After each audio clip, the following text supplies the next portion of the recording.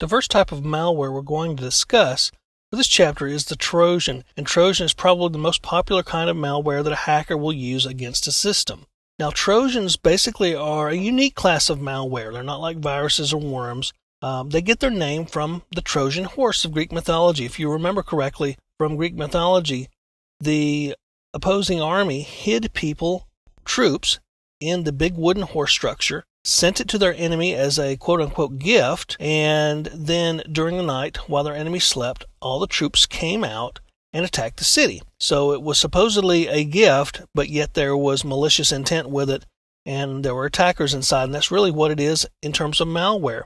Basically, it looks like an innocent piece of software or a useful program, but it's got attack tools, malware, malicious scripts, and so forth hidden in it. Now, Trojans are basically designed to relay commands or data to and from an attacker, from their PC or network, if you will. They can also be used to execute any attacks on other machines and on the victim machine that it resides on, as well as steal data. Now, Trojans use hidden or what's called covert channels to get information and commands. So you may not see this very easily. You may be seeing traffic over a port that should be open, like port 80, for example, or port 135, but it's actually Trojan traffic. So it's very hard to detect sometimes. Trojans are basically designed to be very stealthy and almost undetectable. Now, what Trojans are designed to do really is get an attacker on the box. In an earlier chapter, we talked about system hacking, and one of the big problems is actually getting your tools on the box or getting malware or something on the box that you can use to hack the box. Okay? That's where Trojans come in. They're basically designed to convey an attacker's foothold into a system, and basically they do this through the innocent program that is downloaded to the machine, emailed to an unsuspecting user, or pretty much otherwise transferred somehow or another to the victim's box. Now, what happens is this Trojan is inserted into a program in what's called a wrapper utility, and we'll talk about those a little bit later. But it's basically just a utility that puts a Trojan into a normal program. Now, this wrapper utility also programs this Trojan, the attacker programs it, to take specific actions, to use specific network ports and protocols, to install itself in a particular place, to go stealthy, to change the configuration, if you will, so that it can't be detected. Now, these Trojans may change their host program's file size or attributes just slightly, almost so they're not detectable. If you compared the before and after from a program, you might see a small size increase, for example.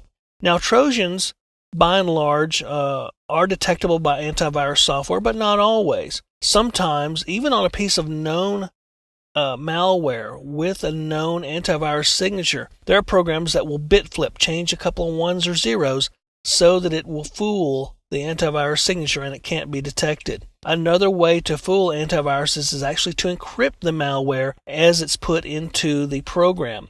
Encrypted software, encrypted programs, and code cannot be read by antivirus software, so you may encrypt the malware so it can't be detected, or do the bit flipping to get around the signature problem.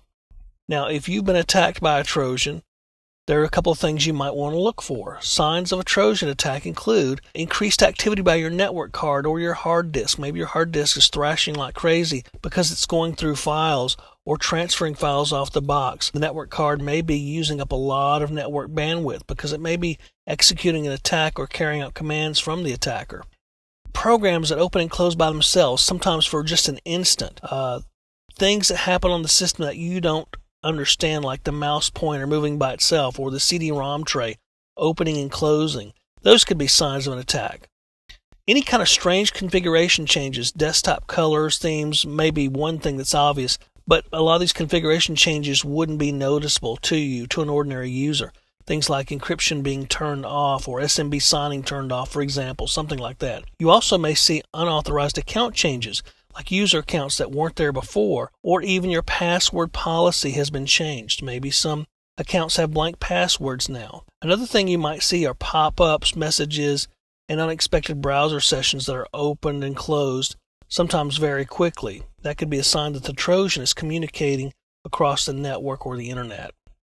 Some of the infection methods that a Trojan may have include phishing attacks, social engineering, obviously we've talked about, getting someone to load a USB stick. One popular social engineering attack is the use of road apples.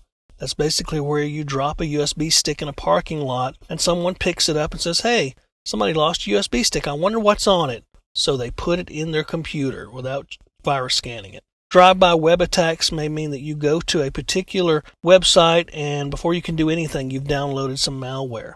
We've all seen pop-ups. We've seen these fake virus alerts that tells you that your system has been infected and you must click on the button to disinfect it, and that's how you'll get the Trojan. Email obviously is another avenue. Now, we've already talked about some of the uses for these Trojans, including keystroke logging, capturing the screen, and basically all these things we've talked about is what any kind of malware could do, but Trojans in particular are bad about these things. And we'll discuss some more uses of these as we go into the next session and discuss a little bit more about how Trojans are put together and how they're used.